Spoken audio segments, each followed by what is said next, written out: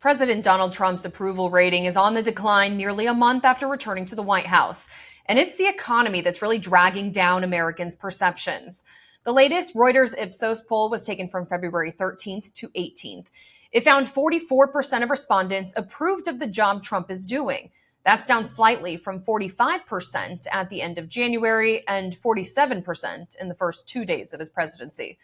Since the president took office, the number of respondents who disapprove of the job he's doing jumped 10 percentage points to 51%.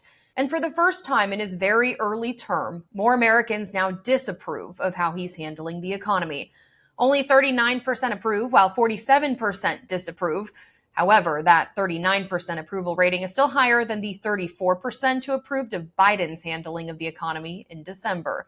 Overall, more than half of respondents say the economy is on the wrong track. That's up a stark 10 percentage points from late January's 43%.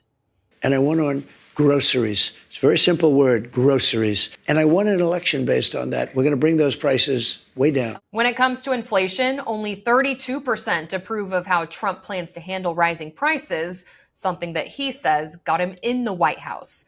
Inflation rose 0.5% in January. It's the fastest pace in a year and a half. And the annual price rise of 3% was higher than expected. Of course, for most of January, Biden was still in office.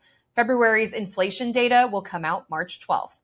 Now let's turn to Trump's favorite word. I always say tariffs is the most beautiful word to me in the dictionary, because tariffs are going to make us rich as hell. It's going to bring our country's businesses back that left us. The Reuters Ipsos poll shows Americans are doubtful. 54% of respondents say they are against new tariffs on imported goods from other countries.